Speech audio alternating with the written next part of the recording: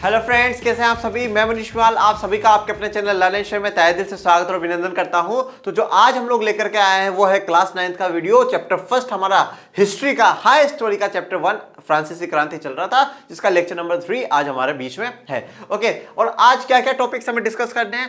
France में राजतंत्र का उन्मूलन और गणतंत्र की स्थापना। ओके, सबसे इंपॉर्टेंट जो बात है कि गणतंत्र क्या होता है, what is the meaning of free public, और हम गणतंत्र देश कैसे हैं। हम 26 जनवरी को गणतंत्र दिवस मनाने वाले हैं, तो ये गणतंत्र का मतलब क्या होता है वो आज आपको बहुत क्लियर हो जाएगा। और ये बात अगर आपने आज क्लियर कर ली तो आने वाले समय तक 12th तक आपको ये काम आने वाली है। Jacobin club very very important, और जैकोबिन क्लब का रिश्ता थोड़ा सा भारत से भी था, तो वो भी हम लोग जानेंगे कैसे था।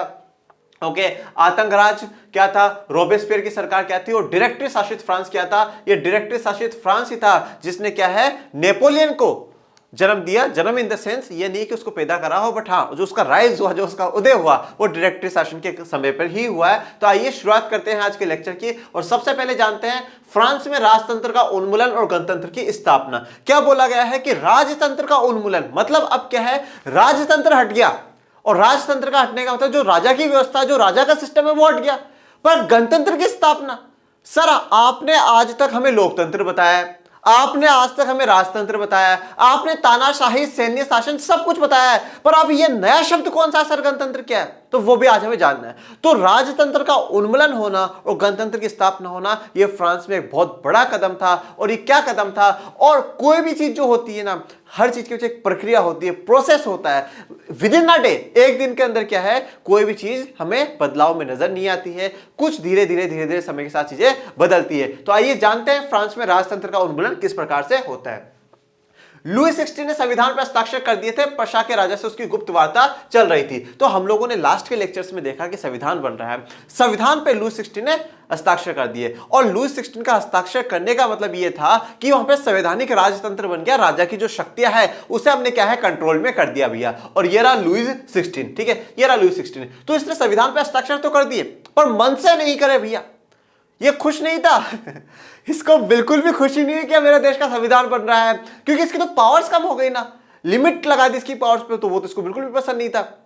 तो इसकी क्या है, पर्शिया के राजा से गुप्त वार्ता चल रही थी, गुफ्तगू चल रही थी इन दोनों की। पर्शिया के राजा से बात कर रहा था कि हाँ भैया देखो ऐसा ऐसा हो रहा है, ये है। तो अब पर्शिया के राजा जो हैं वो भी यही चाहते हैं कि क्या है, राजतंत्र बना रहा है फ्रांस में, तो इसलिए क्या है इन दोनों की जो है गुफ्तगू बढ़िया चलती रहेगी। परंतु इस गुफ्तगू का क्या है पता धीरे धीरे लोगों को चल जाएगा। 1789 की गर्मियों में शासकों ने सेना भेजी। देखो अब क्या हुआ, मैंने आपको पहले भी कहा, ड्यूक मेटरनिक ने क्या कहा है कि जब जब फ्रांस चीखता है तब तक यूरोप को सर्दी जुकाम हो जाता है। तो मतलब फ्रांस की कोई भी गतिविधि होती है ना, वो विशेष करके पूरे यूरोप को प्रभावित करती है। अगर फ्रांस ने हल्का सा पैर उठाया मतलब सबके दिल दहकने लग जाते हैं सबको।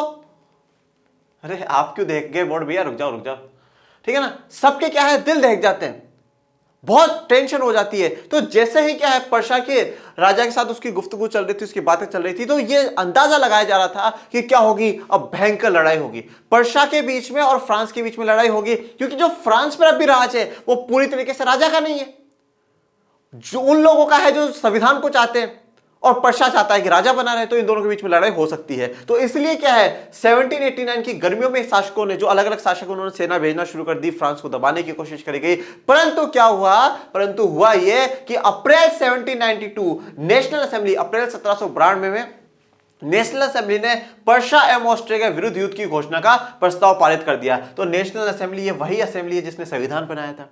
ओके, और 1792 में जैसे अगर पर्शिया पहले अटैक करता भैया, पर्शिया पहले अटैक करता, फ्रांस की नेशनल असेंबली ने बोल दिया आओ हम युद्ध लड़ेंगे, युद्ध का वारंट जारी कर दिया कि अब युद्ध होगा, और किसके खिलाफ होगा, ऑस्ट्रिया और पर्शिया के खिलाफ क्या होगा, युद्ध होगा। क्यों, क्योंकि ये क्या चाह रहे हैं, ये फ्रांस को बर्बाद करना चाह रहे हैं, ये फ्रांस में से संविधान को खत्म करना चाह रहे हैं, ये फ्रांस में से लोकतंत्र को खत्म करना चाह रहे हैं। तो इसलिए इस नेशनल असेंबली ने पहले ही कह दिया कि पर्शिया और ऑस्ट्रिया के विरुद्ध युद्ध की शुरुआत कर दी जाए। उनके होठों पर देशभक्ति के जो तराने थे उनमें कवि रोजेट दी लाइल द्वारा रचित मार्शली भी था। अब यहां पे थोड़ी सी बात आपको समझने की जरूरत है, मेरी बात बहुत ध्यान से सुनिएगा। अब जब यहां पे क्या हुआ, अप्रैल 1792 में 1792 में जब युद्ध की घोषणा कर दी जाती है, तो यहां पे जो लोग लड़ रहे हैं, मतलब प्रांतों से, प्रांत मतलब जो राज्य है वहां के, यहां पर अभी मतलब जो लोग हैं वो बहुत सुप्रीम है, लोग बहुत पावरफुल है इस समय में। तो प्रांतों से लोग आए, वो सेना में भर्ती हुए, किसकी सेना में? फ्रांस की सेना में भर्ती हुए। लोग फ्रांस की सेना में भर्ती हुए और यह बोला गया कि ये जो लड़ाई है ना, ये लड़ाई किसके खिलाफ है? कुलीन वर्ग के लोगों के खिलाफ है। ये लड़ाई किसके खिलाफ है? जो लोग राजतंत्र के समर्थक है उनके खिलाफ है। तो बताओ मोटिवेशन आएगा या नहीं आएगा? क्या बोला? कुलीनों के खिलाफ है, उठो जागो और लड़ो कुलीनों के खिलाफ। ये वही कुलीन है जो तुम्हें कर देने के लिए मजबूर करते हैं। ये वही कुलीन है जिन्होंने राजा के सामने बोला था कि नहीं सबके सब कर बढ़ा दो। ये वही कुलीन है जिन्होंने हमें बर्बाद करने की साजिश रच रखी। और ये वही कुलीन है जो क्या कर रहे हैं? पर्शिया का या ऑस्ट्रिया का समर्थन कर रहे हैं। तो ये जो लड़ाई है वो कुलीनों के खिलाफ है, ये लड़ाई राजतंत्र के समर्थनों के खिलाफ है, और ये लड़ाई रूढ़िवादियों के खिलाफ है जो ये चाहते हैं कि राजतंत्र जैसी व्यवस्थाएं बनी रहे। तो यहां पे लोग खुद प्रांतों से निकल रहे हैं, सेना में भर्ती हो रहे हैं, और जब वो ये जब चल रहे हैं, जब रैलियां निकल रही है, तो उनके होठों पे देशभक्ति वाले तराने चल रहे हैं। हम राष्ट्रवाद पढ़ रहे हैं साहब। राष्ट्रवाद का मतलब है मेरा देश क्या हो सबसे ऊपर हो, मेरा देश क्या हो सबसे सुप्रीम हो, देश से बढ़कर के कुछ भी नहीं है। और आपको एक बात बता देना चाहता हूं कि जब आप 10th में आ जाएंगे तो आप एक शब्द पढ़ेंगे, राष्ट्र राज्य। राष्ट्र राज्य के बारे में आप लोग पढ़ेंगे। तो राष्ट्र राज्य क्या होता है कि जब हम एक देश की कल्पना करें। यहां पर इससे पहले का जो दौर आप देखेंगे वहां पे लोगों की क्या है? राजा के प्रति निष्ठा है, हमारे राजा महान, हमारे राजा ऐसे, हमारे राजा ऐसे। परंतु धीरे धीरे जब क्या होता है, मॉन्टेस्क्यू होते हैं, रूसो होते हैं, इन जैसों के विचार उन लोगों के दिमाग में सेट होते हैं, तो फिर उनके दिमाग में क्या है? देश के प्रति भावना जगना शुरू हो जाती है। तो यहां पे जब वो लोग चल रहे हैं, अभी वो लड़ाई किसके लिए लड़ रहे हैं? अपने लिए लड़ रहे हैं, अपने देश के लिए लड़ रहे हैं, और अपने देश के बेहतर भविष्य के लिए लड़ रहे हैं। और देश में जो एक ये वर्ग वाली, असमानता वाली जो सिस्टम चला हुआ है कि भाई सबसे ऊपर पादरी, फिर कुलीन वर्ग के लोग, और फिर आम वर्ग के लोग, और पादरी और कुलीन वर्ग के लोगों को क्या है? विशेषाधिकार है, उनको खत्म करने वाली जो लड़ाई है वो लड़ाई भी चल रही। तो उनके होठों पे देशभक्ति वाले गीत चल रहे हैं, और देशभक्ति वाले गीत में से एक था मार्शले। मार्शले वो है जो कि आज फ्रांस का राष्ट्रगान। मार्शले क्या है? फ्रांस का राष्ट्रगान है। यह गाया जा रहा था, किसने लिखा था? रोजेट दी लाइल द्वारा लिखा हुआ था। यह गीत पहली बार मार्शलेंस के स्वयंसेवियों ने पेरिस की ओर कूच करते हुए गाया। स्वयंसेवी कौन है? जो वहां पे युद्ध के लिए जा रहे हैं, या जो लोग रैलियों में जा रहे हैं, क्रांति की आवाज जो उठा रहे हैं, वो लोग हैं। तो पहली बार मार्शलेंस के स्वयंसेवियों ने पेरिस की ओर जाते हुए जब कूच कर रहे थे, जा रहे थे, उस समय उन्होंने ये गाया है। फ्रांस का राष्ट्रगान है मार्शले, और हमारा राष्ट्रगान कौन सा? जन गण मन अधिनायक जय है, वो हमारा राष्ट्रगान है। और हमारा राष्ट्रगान किसने लिखा भैया? रविंद्रनाथ टैगोर जी ने लिखा है। तो ये फ्रांस के राष्ट्रगान की बात हो गई। पुरुषों के मोर्चे पर चले जाने के बाद घर परिवार और रोजी रोटी की जिम्मेवारी औरतों के कंधों पर आ पड़ी।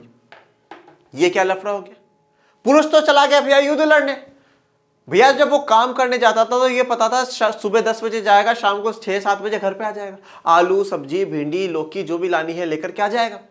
पर अब वो तो चला गया लड़ाई लड़ने, ये भी नहीं पता जिंदा भी आएगा या नहीं आएगा, और आएगा तो ये थोड़ी पता 10 दिन बाद, 15 दिन, 20 दिन कब तक आएगा। जब तक आएगा, पर लड़ाई किसके लिए है? देश के लिए। तो अब जो जिम्मेदारी है वो किसने ली है? महिलाओं ने ली। परंतु मुझे एक बहुत दुख होता है फ्रांस की क्रांति पढ़ाते हुए, फ्रांस समानता का प्रतीक बनता हुआ नजर आ रहा है। फ्रांस बंधुता की बात करेगा, फ्रांस भाईचारे की बात करेगा, परंतु फ्रांस महिलाओं को अधिकार नहीं देगा। फ्रांस महिलाओं को अधिकार नहीं देगा, जो कि बहुत बहुत बहुत ही ज्यादा क्या है? एक दुखद बात है। और फ्रांस हमेशा महिलाओं को क्या है? एक बिल्कुल पिछड़े वर्ग के रूप में इस्तेमाल करेगा। परंतु यहां पर जब युद्ध हो रहा है पर्सा ऑस्ट्रिया से, उस समय क्या है? महिलाओं ने पूरी जिम्मेवारी संभाली है, घर परिवार को भी संभाल रही है, और रोजी रोटी की जिम्मेवारी का मतलब क्या है? वो कुछ कमाने के लिए भी जाएंगी, कमाएंगी भी और पैसा लेकर के आएंगी। इनके औरतों के कंधों पे क्या है? बोझ बढ़ गया। 1751 के संविधान में सिर्फ अमीरों को ही राजनीतिक अधिकार प्राप्त हुए। ये देखिए, मैंने अभी कहा ना, संविधान की जो फ्रांस का संविधान उसकी बहुत बड़ी कमी रही कि उसने महिलाओं को क्या है, आवश्यक समझा, उसने महिलाओं को इमेच्योर समझा कि महिलाएं तो ऐसे ही है, रहने तो उनको किस प्रकार का कोई अधिकार देना है। तो 1791 का जब संविधान बना तो उसमें सिर्फ अमीरों को ही राजनीतिक अधिकार प्राप्त हुआ, जैसे कि हमने पढ़ा था, 25 वर्ष से ऊपर का हो और जो 3 दिन के हिसाब जितना टैक्स चुका सकता है, कर चुका सकता है, उसी को मतदान देने का अधिकार होगा। लोग राजनीतिक क्लबों में अड्डे जमाकर सरकारी नीति और अपनी कार्य योजना पर बहस करते थे। राजनीतिक क्लबों में अड्डे जमाना तो लोग बैठ जाते थे और एक क्लब बन जाता था, मतलब ग्रुप सा बन जाता। क्लब से आप ज्यादा कंफ्यूज मत होइएगा, एक ग्रुप सा बन जाता, फिर उसको नाम दे दिया जाता था और उसके नाम पे वो चलता था। लोग क्या है, सरकार की जो बातें होती थी, सरकार की जो नीतियां होती थी, उन पे बातें करते थे, विचार विमर्श करते थे कि भाई सरकार कैसा कर रही है, सरकार सही कर रही है, गलत कर रही है, सरकार हमारे अधिकारों के लिए काम कर रही है या नहीं कर रही है। इसमें पुरुषों के भी क्लब है और महिलाओं के भी क्लब है, और दोनों ही क्लब क्या है, मुख्य है। और जिसमें से एक जो सबसे इंपॉर्टेंट क्लब है वो था जैकोबिन क्लब। कौन सा club? Jacobin club. Jacobin club Paris के भूतपूर्व कॉन्वेंट ऑफ सेंट जेकब के नाम पर पड़ा, जो अब इस राजनीतिक समूह का अड्डा बन गया था। अगर आपसे पूछ लिया जाए 1 मार्क्स वाले क्वेश्चन में कि जैकोबिन क्लब किसके नाम पर पड़ा है, तो भूतपूर्व कॉन्वेंट ऑफ सेंट जेकब। देखो, कॉन्वेंट एक तरीके से ईसाई धर्म में जो धार्मिक रूप है, ठीक है, कि भाई वहां पे कॉन्वेंट एक तरीके से शिक्षा देने के लिए कि हाँ भाई ईसाई धर्म ऐसा है, ईसाई धर्म ऐसा है, तो एक धार्मिक प्रतीक है कॉन्वेंट। सदस्य मुख्यतः समाज के कम समृद्ध हिस्से से आते थे। उसका नेता मैक्सिमिलियन रॉबेस्पियर था। देखो अब क्या है, जो जैकोबिन क्लब जो बनाया गया ना, इसमें सदस्य कौन थे? जो कम समृद्ध है, मतलब जो गरीब है, जो क्या काम करते हैं, जो कोई जूते बनाने का काम करता है, कोई धोबी का काम करता है, कोई और छोटे मोटे काम कर रहे हैं। ये जो जितने पेस्ट्री बनाने वाला, बेकरी बनाने वाला, चाय वाय, ये जो भी है, जो आम वर्ग के लोग हैं, जिनके पास पैसा नहीं है, जो शिक्षित कम है, ऐसे लोग क्या थे, इसका हिस्सा थे जैकोबिन क्लब का। और इनका नेता कौन था? यह था मैक्सिमिलियन रॉबेस्पियर। इनके बारे में भी बिल्कुल बहुत बढ़िया डिटेल में जानेंगे। धारीदार लंबी पतलून पहनने का निर्णय किया। देखो अब जैकोबिन क्लब के जो लोग हैं, लंबी पतलून मतलब पूरी लंबी जो पैंट है वैसी पैंटें पहनना ये लोग शुरू करेंगे। कैसे करेंगे? और मैक्सिमिलियन रॉबेस्पियर के बारे में हम आगे थोड़ा सा डिटेल में जानेंगे। घुटने तक पहने जाने वाले ब्रीचेस, घुटना पहनने वाले कुलीनों से खुद को अलग करने के लिए किया गया। देखो जो लंबी पतलून पहन रहे हैं लोग, लंबी पतलून पहन रहे, एक तरीके से क्या है, इन्होंने जैकोबिन क्लब के सदस्यों के एक ड्रेस के रूप में बना दिया, प्रतीक सा बना दिया। और जो कुलीन वर्ग के लोग होते थे, जो अमीर लोग होते थे, वो ब्रीचेस पहनते थे। ब्रीचेस क्या होता है? जो घुटने तक की जो पैंट्स होती है, ऐसी पैंट क्या है, कुलीन वर्ग के लोग पहनते थे। तो इसलिए खुद को कुलीन वर्ग से अलग करने के लिए, देखो कुलीन वर्ग कैसे पहन रहे हैं, हाफ पैंट्स पहन रहे हैं और हम फुल पैंट्स पहन रहे हैं, तो डिफरेंस क्रिएट हो गया ना। इसका मतलब क्या दर्शाया जा रहा है कि कुलीन अलग है, हम अलग है। ओके, कुलीन वर्ग के जो लोग हैं वो हाई फाई है, वो हम बहुत बेकार है, विशेषाधिकार लेकर के बैठे हुए हैं। और यहां पे जो क्या है, ये जो लोग हैं, कौन? जैकोबिन क्लब वाले हैं, वो आम समुदाय से आते हैं, आम जनता है, जो उनके पास क्या है, वो पतलून पहन करके खुद को एक अलग दिखाने की कोशिश कर रहे हैं। जैकोबिनो सोकलांत, बिना घुटने वाले। जैकोबिनो को सोकलांत कहा जाता था। सोकलांत का मतलब है बिना घुटने वाले। बिना घुटने वाले का मतलब ये नहीं कि उनके घुटने ही नहीं है ठीक है, बिना घुटने वाले मतलब अब उनके घुटने नहीं दिख रहे, क्योंकि पूरी पतलून पहन ली है, तो पूरी पतलून पहन ली तो वो नीचे बिल्कुल कवर कर देगी। और जो ब्रीचेस पहनते हैं, ब्रीचेस तो घुटने तक रह जाते हैं, तो वहां पे उनके क्या है, कुलीन वर्ग के लोगों के घुटने दिखते थे और उनके घुटने नहीं दिखते, तो इसलिए इन्हें क्या कहा गया? बिना घुटने वाले कहा गया। ये लोग लाल रंग की टोपी भी पहनते थे। इस लाल रंग की टोपी का मतलब क्या है? स्वतंत्रता का प्रतीक। देखो लाल जो है ना, लाल या तो प्यार है या लड़ाई है, ठीक है ना और लड़ाई जब आप लड़ रहे हो तो कहीं ना कहीं आपकी आजादी के लिए ही लड़ रहे हो। तो लाल रंग की टोपी है, वो स्वतंत्रता का प्रतीक भी है। पर ये सभी काम सिर्फ और सिर्फ पुरुष वर्ग के लोग ही करते थे, महिलाओं को इसकी बिल्कुल भी इजाजत नहीं दी जाती। तो अब महिलाओं को इजाजत नहीं दी जा रही है, तो महिलाएं क्या है, इस बात का विरोध करेंगी और महिलाओं को में इस बात की नाराजगी रहेगी। 1792 में गर्मियों में जैकोबिनों ने खाद्य पदार्थों की महंगाई एवं अभाव से नाराज पेरिस वासियों को लेकर एक विशाल हिंसक विद्रोह की योजना बनाई। तो 1792 में गर्मियों में क्या हुआ, जैकोबिनों ने खाद्य पदार्थ जो खाने पीने वाले सामान है, उनकी जो महंगाई हुई, जो उनका मूल्य बढ़ गया। ओके, आप हमारे देश में भी ये चीज तो देखते हैं। देखिए कोई भी चीज हो, आप उसे अपने आप से रिलेट कर करके देखें, खुद से रिलेट करके देखें। हिस्ट्री को या सामाजिक विज्ञान को जो समझने का सबसे बेहतरीन तरीका है वो ये है कि आप खुद से रिलेट करके देखें, अपने देश से रिलेट करके देखें, अपने एरिया से रिलेट करके देखें। अब जब हम यहाँ पे पादरी वर्ग, कुलीन वर्ग, तीसरा स्टेट ये पढ़ रहे हैं, तो आप हमारे देश में भी देख लो, हमारे देश में वर्ण व्यवस्था थी, ब्राह्मण, क्षत्रिय, वैश्य, शूद्र, हम वो भी चीज देख चुके हैं। ओके, अब जब यहाँ पर आप बात करो महंगाई बढ़ी, तो महंगाई आप हमारे देश में देख लो, हमारे देश में महंगाई बढ़ती है तो क्या होता है, सड़कों पर आंदोलन होता है, सड़कों पर विरोध होता है या नहीं होता है? कॉमन सी बात है, कोई इसमें ऐसा तो है नहीं कि भाई हम बिल्कुल ही कोई ऐसी चीज पढ़ रहे हैं जो हमने कभी जीवन में सुनी नहीं हो।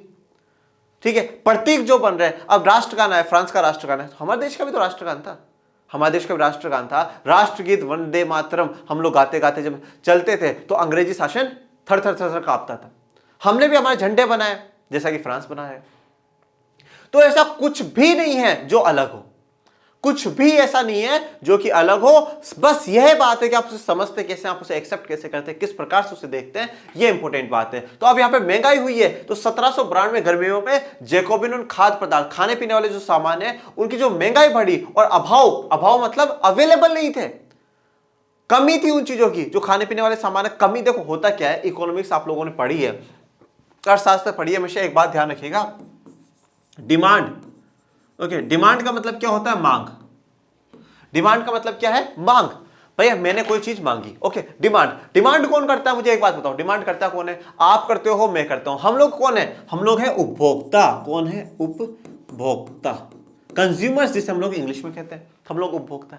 हम डिमांड करते हैं। अगर मान लो डिमांड बढ़ जाए, डिमांड अगर बढ़ जाती है, और सप्लाई का मतलब हिंदी में होता है पूर्ति, ठीक है, पूर्ति। और सप्लाई कौन करता है, सप्लाई करता है उत्पादक, मतलब प्रोड्यूसर, उत्पादक। अब मेरी बात बहुत ध्यान से सुनना कि अगर जैसे मान लो कि कोई भी चीज है, जैसे फॉर एग्जांपल हम मान करके चलते हैं मोबाइल है, ओके, मोबाइल है, मोबाइल को खरीदने वाले जो लोग हैं 100 लोग हैं, ओके 100 लोग हैं, और कंपनी ने भी कितने बनाए, टोटल उस देश में मोबाइल कितने बने हुए, 100 ही है, तो कोई दिक्कत वाली बात नहीं, 100 मोबाइल है, 100 को बेच दो, बात खत्म, बात ही खत्म। पर अगर खरीदने वाले 80 हो, ओके, खरीदने वाले कितने हो, 80 हो, और मोबाइल कितने बने हुए, 100 बने हुए, जब खरीदने वाले कम होंगे और बेचने वाले मोबाइल ज्यादा है, मतलब तो क्या होगा, यहां पे महंगाई कम हो जाएगी, मतलब वैल्यू कम हो जाएगी, क्योंकि उसको अपना सामान दुकानदार को बेचना है। आप देखा करो ना कि जो पुराने स्टॉक होते हैं वो जब नया नया आता है तो उसको खरीदने के लिए जाओगे 1000 रुपए में मिलेगा, और जाते जाते वो 400 में भी दे जाते हैं, 500 में भी दे जाते हैं। क्यों? क्योंकि खरीदने वालों की संख्या कम हो गई, तो यहां पर कम होगी वैल्यू, मूल्य कम होगा, और मूल्य जब कम होता है तो वो भी अच्छी बात नहीं, उसमें मंदी आती है, पर ज्यादा आ जाए तो बात अलग है, नहीं तो ठीक है। अब मान लो कि खरीदने वाले 120 है, ओके, और इन्होंने तो 100 के 100 ही बना रखे हैं। अब मुझे एक बात बताओ कि भैया मैं अकेला ही हूं जो मोबाइल बेचता हूं, मान लो पूरे देश में एक उदाहरण लेकर के चलते हैं कि मैं अकेला ही हूं जो मोबाइल बेचता हूं, मेरे पास 100 मोबाइल है, मेरे पास 120 जने आ गए, मुझे पता है कि 20 जने तो खरीद नहीं सकते, खरीदेंगे 100 ही, इसलिए मैं क्या करूं, जो मोबाइल की कीमत 10,000 रुपए थी, मैं उस मोबाइल की कीमत 15,000 या 20,000 बोलूंगा, मैं बोलूंगा जिसको खरीदना है खरीदो। तो जो मूल्य बढ़ा है, जो मूल्य में बढ़ोतरी हुई है, उसी को तो हम लोग महंगाई कहते हैं। तो यहां पर भी वही हुआ है कि खाद्य पदार्थों की कमी थी, मतलब सप्लाई कम थी, मांगने वाले ज्यादा थे। ध्यान रखना, पूर्ति कम थी और मांगने वाले ज्यादा थे, तो क्या होगा भैया, मूल्य बढ़ेगा, और मूल्य बढ़ा है वही तो क्या है, महंगाई ही है, और उसे शुद्ध अर्थशास्त्र की भाषा में मुद्रास्फीति या इन्फ्लेशन हम लोग कहते हैं। तो उसके लिए क्या हुआ कि एक विद्रोह, एक आंदोलन करा गया। 10 अगस्त की सुबह ट्यूलेरिए के महल पर धावा बोल दिया, राजा के रक्षकों को मार डाला और खुद राजा को कई घंटों तक बंधक बनाए रखा। अब जो ट्यूलेरिए का महल है उस पर धावा बोल दिया गया, राजा के जो रक्षक है उनको मार दिया गया और राजा को भी बंधक बना लिया। क्या जिंदगी कर रखी है राजा की, चारों राजा है या कोई गलती कर दी उसने राजा बन के। असेंबली ने शाही परिवार को जेल में डाल देने का प्रस्ताव पारित करा। अब जो शाही परिवार है उसको, जो शाही परिवार मतलब जितना भी उसके बच्चे हैं और उससे रिलेटेड जो भी है शाही परिवार, उसको सबको क्या है, जेल में डालने का फैसला ले लिया। 21 वर्ष से अधिक उम्र वाले सभी पुरुषों को मताधिकार दिया गया। अब 21 वर्ष से अधिक उम्र वाले सभी पुरुषों को, चाहे उनके पास संपत्ति हो या ना हो, पर उनको अधिकार दिया गया। नवनिर्वाचित असेंबली कन्वेंशन का नाम दिया गया। अब जो नवनिर्वाचित असेंबली, अब ये बात ध्यान दीजिएगा कि पहले को क्या थी, नेशनल असेंबली थी, अब क्या नाम हो जाएगा, कन्वेंशन उनका नाम हो जाएगा।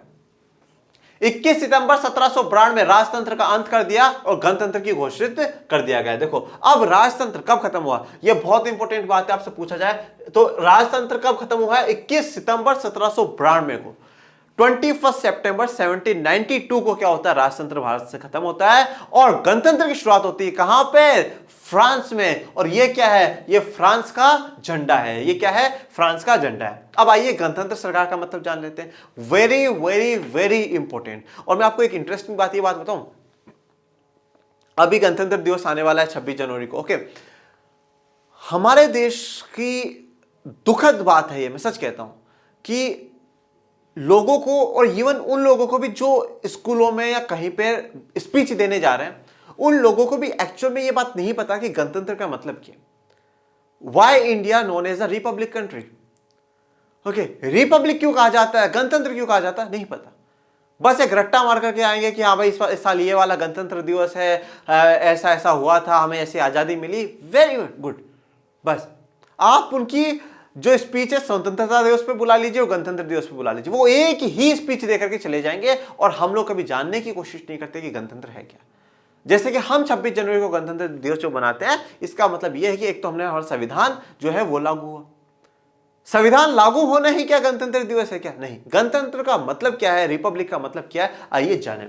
जहां सरकार एवं उसके प्रमुख का चुनाव जनता करती है, यह वंशानुगत राजशाही नहीं है। देखो, चुनाव जनता करती है, सरकार एवं उसका प्रमुख, देखो सरकार और उसका प्रमुख, सरकार जैसे आज हमारे देश में जो सरकार है उसके प्रमुख कौन है, प्रधानमंत्री। कौन चुनाव करती है, जनता चुनाव करती है। पर एक बात यहां पे ध्यान रखिएगा कि सरकार एवं उसके प्रमुख के साथ साथ जो हेड ऑफ द नेशन है, राष्ट्र अध्यक्ष है, head of the nation, head of the nation है जो राष्ट्र अध्यक्ष है। अब हमारे देश में राष्ट्र अध्यक्ष कौन है, देश के हेड कौन है, राष्ट्रपति साहब। और राष्ट्रपति साहब क्या हो, वो भी निर्वाचित हो, वो भी क्या हो, वंशानुगत राजशाही ना हो कि भाई आज मैं राष्ट्रपति बन जाऊं, कल मेरा बेटा राष्ट्रपति बन जाए, फिर उसका भाई, हाँ चुनाव की प्रक्रिया के द्वारा बनते हैं तो वो बात अलग है, पर राजशाही नहीं कि मैं बन गया तो आने वाली पीढ़ियां, मेरे परिवार ही राष्ट्रपति बनता रहेगा, नॉट पॉसिबल।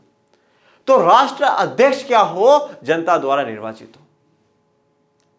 जो देश का हेड है वो जनता द्वारा निर्वाचित हो। गणतंत्र में 3-4 पॉइंट आते हैं वैसे, पर जो मोस्ट जो इंपॉर्टेंट होता है वो यही होता है कि हम किसी के भी दबाव में नहीं हैं और वंशानुगत कुछ भी नहीं है, जो सब कुछ है वो निर्वाचित ही होगा।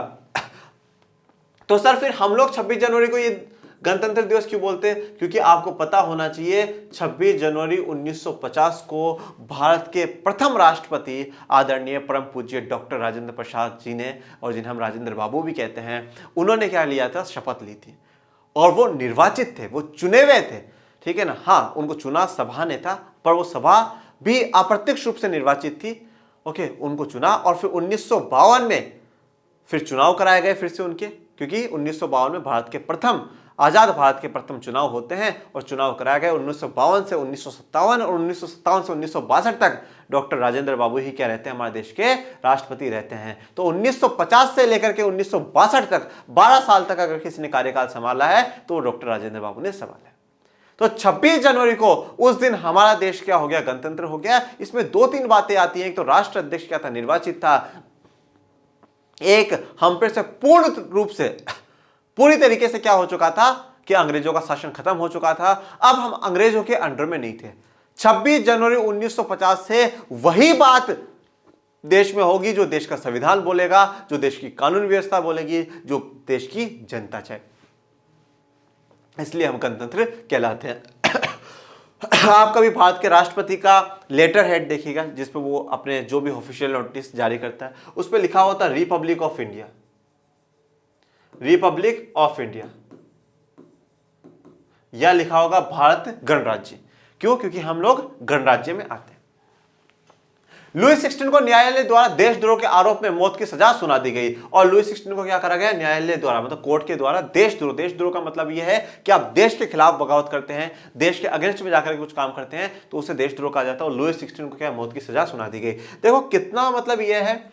लुई 16 विचार ने शादी करी 20 साल की उम्र में, ठीक है। ऑस्ट्रिया की राजकुमारी से शादी करी, इतनी अच्छी वो वाइफ लेकर के आया, इतना उस पर खर्चा करा, क्या मिला अंत में? क्या मिला? मौत।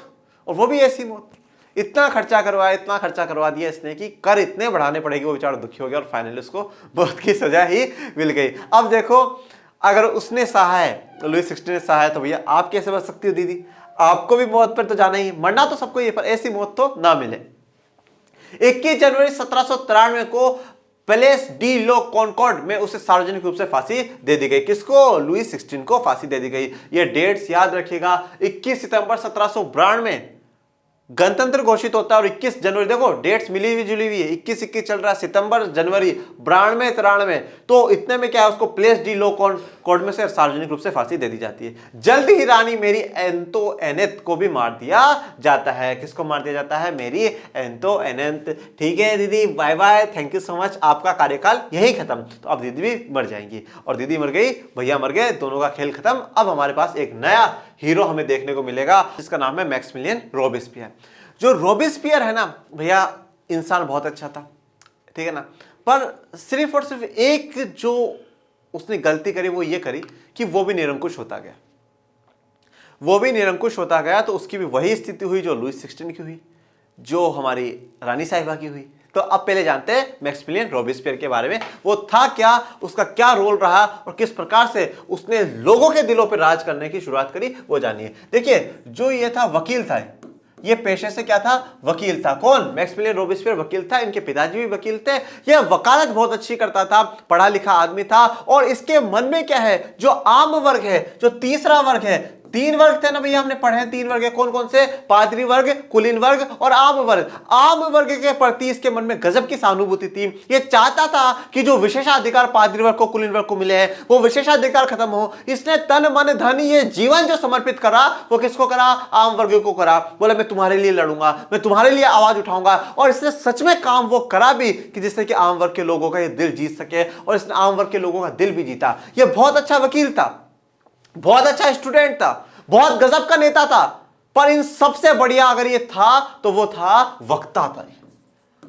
ये वक्ता था, बोलता गजब का था भैया, 1 नंबर बोलता था। मतलब झूठ भी बोल देना तो दुनिया को लगे कि भैया सच बोल रहा है रॉबेस्पियर। इतना गजब बोलता था तो लोगों की तालियां बजती थी। दूर दूर से लोग उसको सुनने के आते थे, सुनते थे उसकी बात की, भाई रॉबेस्पियर क्या बोल रहे हैं, रॉबेस्पियर क्या कह रहे हैं। यहां पर वो दौर आ चुका है जहां पर रॉबेस्पियर क्या है, जनता के लिए एक मसीहा बनकर के आगे आ रहे हैं।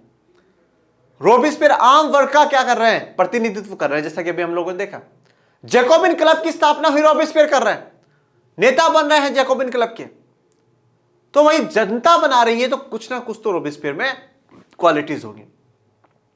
इन्होंने ऐसी शासन व्यवस्था करी, इसने बहुत से ऐसे काम करे जिससे क्या हो कि जो आम वर्ग के लोग हैं उनके लिए क्या हो, काफी फायदा हो, बहुत ज्यादा फायदा हो। परंतु इसने क्या करा, कुछ ऐसी नीतियां इसने लगाई। 1793 से लेकर के 1794 का जो समय आएगा, इसे क्या है, आतंक राज कहा जाएगा। क्या कहा जाएगा? आतंक राज कहा जाएगा। रेन ऑफ टेरर इसे इंग्लिश में कहा जाता है। क्या कहा जाता है? Rain of terror. आतंक का जो समय है, आतंक का जो दौर था, उसे आतंक राज कहा जाएगा। तो ऐसा क्या हुआ सर? जो इंसान लोगों का मसीहा बन रहा है, फिर वो आतंक कैसे? इसकी जो नीतियां थी, जो इसकी पॉलिसीज थी, उसने इसको इतना स्ट्रिक्टली फॉलो करवाया, इतना स्ट्रिक्टली फॉलो करवाया कि क्या हुआ कि जो जनता इसे प्यार करती थी, वो जनता भी क्या हो चुकी थी? दुखी हो चुकी थी। ये निरंकुश हो चुका था। निरंकुश का मतलब है डेस्पोटिक, डेस्पोटिक मतलब है निरंकुश, और निरंकुश का मतलब है जो अंकुश में ना हो, जो आपके कंट्रोल में ना हो। ये जनता की सुनना इसने बंद कर दिया। ये सारा का सारा काम वैसे आम वर्ग के लोगों के लिए कर रहा था, पर इतना भी निरंकुश होना और इतना भी कठोर होना क्या था? गलत बात। इसने जो गिलोटिन की सजा जो शुरुआत हुई, गिलोटिन की सजा क्या होती है वो मैं अभी आपको आगे बताऊंगा। पर जैसे कि जो गिलोटिन की सजा है क्या है, लुई 16 को दी गई, मैरी एंटोइनेट को दी गई, उसमें क्या है कि यहां पर क्या होता है, नीचे जो है इंसान का सिर लगा दिया जाता है और ऊपर एक ब्लेड होती है और फिर उस ब्लेड को छोड़ा जाता है। बहुत दर्दनाक है। उस ब्लेड को नीचे छोड़ा जाता है और जैसे इंसान में जो सिर लगा हुआ रहता है, वो ब्लेड क्या है, गले को काटती है और गले को काट करके वो बाहर कर देती है, और फिर उसको पकड़ करके जनता के बीच में दिखाया जाता है कि देखो मुंडी अलग हो गई, मर गया ये इंसान। तो जब फाइनली इसका भी आतंक का दौर ऐसा आ जाएगा, इसका भी समय बहुत बुरा हो जाएगा, ये जब निरंकुश हो जाएगा, तो जो सजा से इसने हजारों लोगों को मारा है, वही सजा इसके लिए भी क्या हो जाएगी? मौत का कारण बन जाएगी। जो मैक्सिमिलियन रॉबेस्पियर एक जनता का मसीहा के रूप में काम कर रहा था, पर वो निरंकुश इतना हो गया, इतना निरंकुश हो गया कि वो खुद मौत के घाट की तरफ चला गया। तो ये मैक्सिमिलियन रॉबेस्पियर की कहानी है। आतंक राज, सन 1793 से सन 1794 आतंक का युग कहा जाता है, जैसा कि मैंने भी आपको बताया। रोबेस्पियर ने नियंत्रण एवं दंड की सख्त नीति अपनाई, ठीक है, नियंत्रण और दंड की सख्त नीति। भैया नियंत्रण और दंड की सख्त नीति में यह बोला कि जो गणतंत्र के खिलाफ है, जो संविधान के खिलाफ है, चाहे वो पादरी वर्ग हो, कुलीन वर्ग हो, उनके खिलाफ सख्ती से एक्शन लिया जाए, गिलोटिन की सजा दिया जाए, उन्हें देशद्रोह का मुकदमा उनके खिलाफ चलाया जाए। पर जो गणतंत्र के खिलाफ है वो हमारे खिलाफ है। तो ये वैसे इसका कहना सही है अपनी जगह, भाई जो संविधान के खिलाफ है, जो गणतंत्र के खिलाफ है, वो फिर देशवासी कैसा। पर इतनी भी सख्ताई नहीं कि सीधा मार ही दो, नियंत्रण दंड की सख्त नीति इसने अपने। उसके हिसाब से गणतंत्र के जो भी शत्रु है, मतलब जो गणतंत्र का दुश्मन है, अब गणतंत्र कौन है, फ्रांस गणतंत्र ही तो है, जो गणतंत्र का दुश्मन है, चाहे वो कुलीन या पादरी वर्ग हो, मतलब ये इन्हीं से चिढ़ा हुआ है, बस इन्हीं से चिढ़ा हुआ है, कुलीन और पादरी वर्ग से। अन्य राजनीतिक दलों के सदस्य का मतलब है कोई प्रसा ऑस्ट्रिया के समर्थन में काम कर रहा हो तो चाहे वो, उसकी कार्यशैली से असहमति रखने वाले, ये वाली जो शब्द है ना, ये थोड़े से आपत्तिजनक है। उसकी कार्यशैली से मतलब वो जो काम कर रहा है उससे अगर कोई असहमत है तो भी ये गलत है उसके लिए। तो भाई आप जो भी काम कर रहे हो भाई बात ठीक है, पर जनता ही तो है, वो अगर आपका विरोध करती हो तो आप उस विरोध को सुनो और उस विरोध में बताओ कि हमने क्या गलती करी और क्या सुधार कर सकते हैं। तो यहां पर क्या है, ये थोड़ा सा इसके निरंकुशवाद को दिखाता है कि वो डेस्पोटिक हो चुका था। वाले पार्टी सदस्य उन सभी को गिरफ्तार कर जेल में डाल दिया गया और एक क्रांतिकारी न्यायालय द्वारा उन पर मुकदमा चलाया गया। तो कोर्ट का ऑर्डर करते उन सभी लोगों पर मुकदमा चला दिया गया जो क्या थे, गणतंत्र के खिलाफ थे, जो मैक्सिमिलियन रोबेस्पियर की सरकार के खिलाफ थे और जो उसके विचारों के, उसकी कार्यशैली और उनके बनाए द्वारा संविधान के खिलाफ थे, वो सबको हटा देना रास्ते से चाहता था। यदि न्यायालय उन्हें दोषी पाता तो गिलोटिन पर चढ़ाकर उनका सिर कलम कर दिया जाता था, ठीक है ना। तो अब अगर वो दोषी पाया जाता था, देखो ये आपको गिलोटिन की इमेज मैंने यहाँ पे दिखाई है, ये वाला जो आपको एरिया दिख रहा है, ये देखिए यहाँ पे रहना, यहाँ पे क्या है, इंसान का सिर जो है, जो सिर है वो सिर ऐसे यहाँ पे इंसान को लेटाया जाता था, सिर लगा दिया जाता था और सिर यहाँ पे आपको एक वो दिख रहा होगा, रस्सी दिख रहा होगा, इस रस्सी को छोड़ दिया जाता था। छोड़ते ही क्या है, यहाँ पे आपको ब्लेड नजर आ रही है, बहुत वो होती थी ब्लेड, ये ब्लेड सीधी जैसे यहाँ पे मुंडी लगा रखी है, सिर लगा रखा है, मतलब आई मीन वो सीधा ब्लेड इसको छोड़ा जाता था और वो क्या है, जो सिर को है काट करके अलग कर देती थी और फिर उसको ऐसे पकड़ करके जनता को दिखाया जाता था, देखो देखो देखो देखो हमने क्या है, गणतंत्र के शत्रु को मार दिया है और कोई भी ऐसा इंसान होगा तो उसके खिलाफ भी हम यही काम करेंगे। ओके, तो ये गिलोटिन की सजा इस प्रकार की थी। पर सबसे इंपॉर्टेंट बात आता है, सर गिलोटिन का मतलब क्या है, गिलोटिन का मतलब क्या है सर, तो गिलोटिन का मतलब ही जान लेते हैं। गिलोटिन दो खंभों के बीच लटकते आरे वाली मशीन है जिस पर रखकर अपराधी का सिर धड़ से अलग कर दिया जाता था। देखो अगर आपसे गिलोटिन की परिभाषा पूछ लेता तो आप लिख लीजिएगा, गिलोटिन एक मशीन है। ओके, आप पूछ रहे हो गिलोटिन का नाम कैसे, गिलोटिन एक मशीन है और मशीनों को ज्यादातर वैसे ही नाम दिए जाते हैं जैसे उनके आविष्कारों के नाम होते हैं। इस मशीन का नाम इसके आविष्कारक डॉक्टर गिलोटिन के नाम पर पड़ा। ये भाई साहब तो चले गए, ये है डॉक्टर गिलोटिन, हाँ ये तो चले गए मशीन बना करके कि हाँ जिनको मरना है वो मरते रहे, एक बार इन्हीं को डॉक्टर गिलोटिन साहब को छड़ा करके देखते कैसी लगती है। ओके, देखो सजा के प्रावधान होने चाहिए पर ऐसे भी नहीं होने चाहिए कि पूरी मानवता ही खत्म हो जाए। ओके, अब यहाँ पे देखोगे अगर इस प्रकार से अगर काटा जा रहा है तो ये बहुत बहुत दयनीय है, बहुत बुरा है और लुई 16 ऐसे लोगों के साथ भी यही हुआ है। अब आते हैं रोबेस्पियर की सरकार। ओके, तो रोबेस्पियर का समय चल रहा है, रोबेस्पियर की सरकार चल रही है। रोबेस्पियर सरकार ने कानून बनाकर मजदूरी एवं कीमतों की अधिकतम सीमा तय कर दी, गोश्त एवं पाव रोटी की राशनिंग कर दी गई। ध्यान से सुनिएगा, मजदूरी एवं कीमतों की अधिकतम सीमा तय कर दी। मजदूरी की अधिकतम सीमा तय करने का मतलब है भैया एक मजदूर जो काम कर रहा है कम से कम उसको 300-600 रुपए दिए जाए। एक अधिकतम सीमा, इतना तो देना ही देना मजदूर को पड़ेगा, इतनी तो कीमत कम से कम होनी ही चाहिए किसी भी सामान की, तो उसने ये काम कर दिया। गोश्त और पाव रोटी इसकी राशनिंग कर दी। राशनिंग का मतलब क्या है भैया, हमारे जो राशन की दुकानें होती है उन पे क्या मिलता है, क्या मिलता है, गेहूं, चावल, तेल, यही तो मिलता है। क्यों? क्योंकि जरूरी है, जो एक गरीब है कम से कम वो खा सके उसके लिए जरूरी, तो उसकी राशनिंग कर दी। राशनिंग का मतलब राशनिंग की दुकानें लगा दी और कम से कम मूल्य पर उनको दिया गया। तो पाव रोटी और गोश्त उनको, यहां पे देखो, यहां पे अब भी जो मसीहा वाला चेहरा है मैक्सिमिलियन रोबेस्पियर का वो नजर आ रहा है। किसानों को अपना अनाज शहरों में ले जाकर सरकार द्वारा तय कीमत में बेचने के लिए बाध्य किया गया और किसानों को जो अपना अनाज है वो शहरों में ले जाकर के तुम बेचो और कितनी कीमत पे बेचो, जो सरकार ने तय करी कीमत है। सरकार ने तय करी है कीमतें। हमारे देश में भी होता है, हमारे देश में सरकार एक कीमत तय करती है, इतने से नीचे किसान अपना सामान ना बेचे या उनसे कोई भी ना खरीदे, तो वो तय कीमतों पर बेचे। समता रोटी खाना अनिवार्य कर दिया। समता रोटी का मतलब यहाँ पे कोई ऐसी स्पेशल रोटी नहीं, एक्चुअली में जो महंगा सफेद आटा होता था उसको बंद कर दिया गया, और ऐसा आटा, ऐसी रोटी जो क्या है सब खरीद सके, सब खा सके, उसे समता रोटी कहा गया, और बोला वही सब खाएंगे, कोई अमीर गरीब नहीं, कोई ऊपर नीचे नहीं। और यहाँ पर आम बोलचाल में भी कुछ शब्दों को बदला गया। देखो मॉन्स्यूर, मॉन्स्यूर क्या है? मॉन्स्यूर किसको बोला जाता है? पुरुषों को बोला जाता था, और मॉन्सूर या महाशय जिसे हम लोग कहते हैं हिंदी में, तो उसको बाद में बदल के क्या कर दिया गया? सितोयन बोल दिया गया। सितोयन मतलब नागरिक, ठीक है। मॉन्सूर महाशयता, सितोयन नागरिक। एवं मदाम महोदय, ठीक है, मदाम या मैडम इसे बोल सकते हो, मदाम महोदय, और इसका क्या कर दिया गया? सितोयन नागरिक का, ठीक है, नागरिक और नागरिका। सितोयन पुरुष के लिए बता रहे हैं, और सितोयन ये किसके लिए? महिला के लिए बता रहे हैं। आम सा बोलचाल है। यहां पे क्या है करना चाहता है मैक्सिमिलियन रॉबेस्पियर?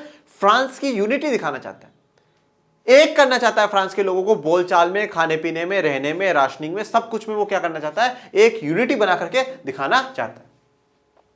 चर्चों को बंद कर उनके भवनों को बैरक या दफ्तर बना दिया गया है, ठीक है। अब चर्चों को, क्योंकि कुलीन पादरी वर्ग के तो बिल्कुल खिलाफ है, बोले कैसे तुमने इतने सालों तक विशेषाधिकार लेकर के बैठे गए? तो चर्चों को बंद कर दिया और उसको बैरक या दफ्तर मतलब उनको ऑफिस बना दिए, लोगों के बैठने के लिए जगह, वैसा उसने गवर्नमेंट ऑफिस में क्रिएट कर दिया एक तरीके।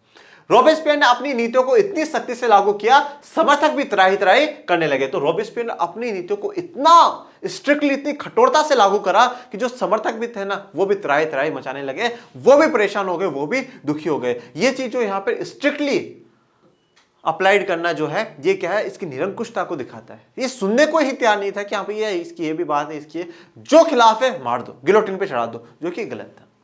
जुलाई 1794 में न्यायालय द्वारा उसे दोषी ठहराया गया और गिरफ्तार करके अगले ही दिन उसे गिलोटिन पर चढ़ा दिया गया। और किसको? रॉबेस्पियर साहब को भी गिलोटिन पर चढ़ा दिया जाता है जुलाई 1794। तो अब यहां पे क्या है? रॉबेस्पियर का जो शासन है वो खत्म हो जाता है। जनता का मसीहा कहने वाला पर वो निरंकुश हो जाता है, तो उसका भी जो शासन है वो भी खत्म हो जाता है। और उसका शासन खत्म होने के बाद यहां पे अब जो शासन आएगा वो आएगा डायरेक्टरी शासित फ्रांस। डायरेक्टरी शासित फ्रांस, जिसको फ्रांस को अब शासित कौन, फ्रांस पे कौन शासन करेगा? ये डायरेक्टरी शासन करेगी, या डायरेक्टरी जिसे हम लोग बोलते हैं, ये शासन करेगा। सत्ता मध्य वर्ग के संपन्न तबके के पास। देखो अब सत्ता है ना, अब सत्ता किसके पास आ गई? मध्य वर्ग के संपन्न तबके के पास। जो मध्य वर्ग है उसके पास सत्ता आ चुकी है, और संपन्न है वो, उनके पास पैसा टक्का धन दौलत सब कुछ है, संपन्न है। नए संविधान में संपत्तिहीन तबके को मताधिकार से वंचित कर दिया गया। अब फिर से संविधान, और इसमें जो संपत्तिहीन है, जिनके पास क्या है? संपत्ति नहीं है, उनको मताधिकार, उनको वोट देने से क्या करा गया?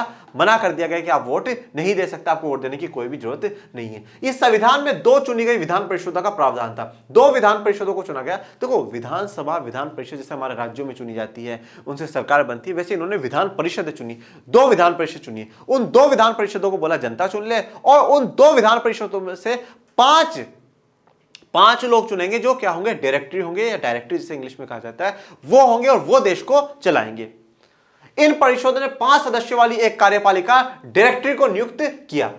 ओके, इन 5 सदस्यों वाली एक कार्यपालिका ने क्या करा? डायरेक्टरी को नियुक्त करा। मतलब जो 2 विधानसभा या 2 परिषद जो इन्होंने चुनी है जनता ने, उन्होंने 5 सदस्यों की एक डायरेक्टरी को नियुक्त करते हैं। जैसे कि मान लो भाई हम लोग क्या करते हैं? हम सांसद बनाते हैं, फिर वो सांसद एक सरकार चुनती है कि हाँ भाई ये प्रधानमंत्री, ये मंत्री, ये मंत्री, ये, फिर वो देश को चलाते हैं। ओके, उसी प्रकार से 2 विधान परिषदों को चुना गया, उन्होंने 5 सदस्यों की एक डायरेक्टरी चुनी, मतलब एक मंत्रिमंडल से चुन दिया कि तुम देश को चलाओ।